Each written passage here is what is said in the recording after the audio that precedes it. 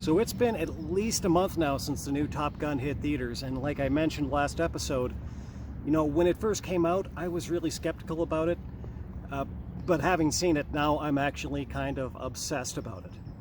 And I think it's actually been long enough now that we can actually talk about it in a little bit more detail without running the risk of spoiling this movie for, a lot of people out there, because I think after a month, if you haven't seen this movie by now, there's a good chance that you're not going to see this anytime soon.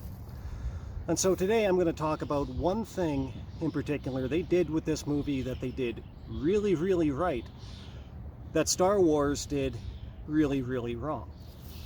Now, if you've seen the movie, you know that there was one particular plot point in the climax that it was extremely similar to the Death Star run in Star Wars. So when Top Gun Maverick, basically what they have to do is that in order to go down and destroy this nuclear facility for this country that is basically Iran. They don't say it's Iran, but it's Iran.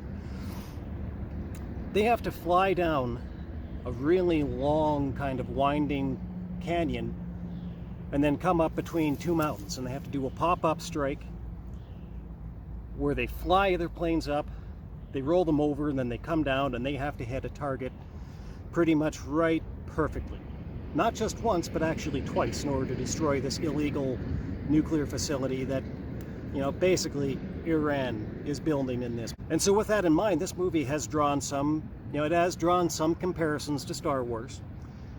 And there was a really interesting kind of parallel between the two franchises. I mean, not so much in the sense that, obviously one of them has a lot more material to talk about than the other. But there was one thing that they did that was very similar between these two movies and what we would call that second Star Wars trilogy, what we called the Disney trilogy. So as Top Gun Maverick begins, the circumstances for the protagonist, Pete Maverick Mitchell, are actually pretty similar in a lot of ways to the circumstances surrounding Luke Skywalker at the beginning of The Last Jedi. They're both not really what people expected them to be. Their past glories have faded, and they've kind of moved into relative obscurity compared to where they were before.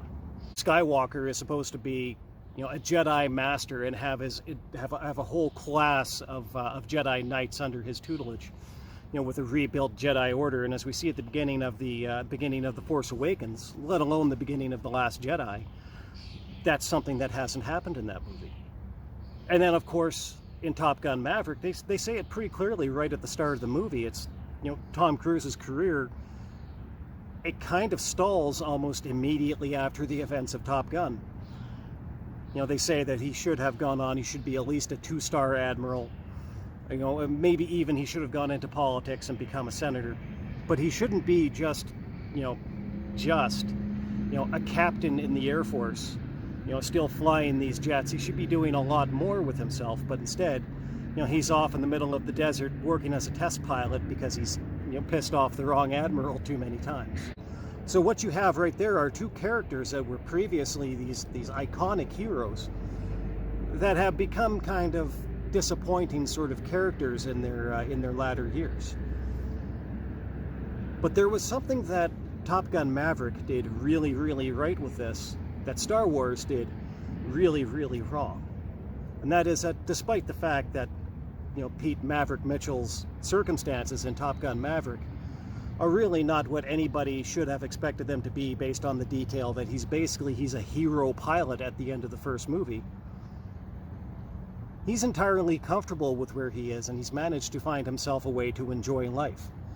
Compared to, say, Luke Skywalker, who's become this really kind of, this bitter old has-been of a Jedi, living off, as a hermit on some alien planet, and with his gross depression beard and drinking weird space milk. And not just that, but aggressively drinking weird space milk. These two characters, one of them might be from a galaxy far, far away, but even more than that, these two could not have possibly been any further apart.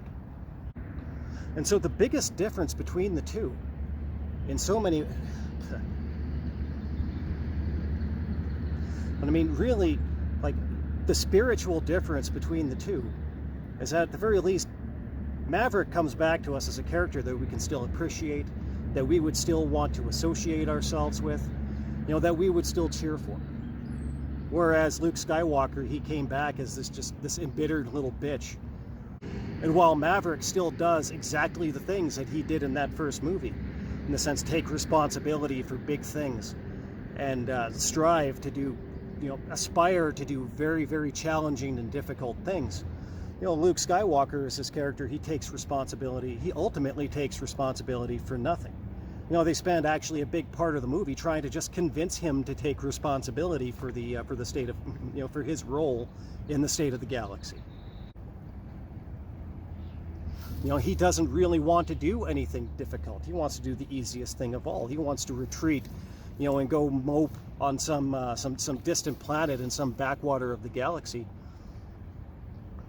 That's not even a guy that you would want as your friend, let alone is it a guy that you would ever want to follow into battle to save the galaxy. So last episode, I did a segment where I talked about how, even though they're calling this, they're not really calling it Top Gun 2, but they're calling this the sequel to Top Gun.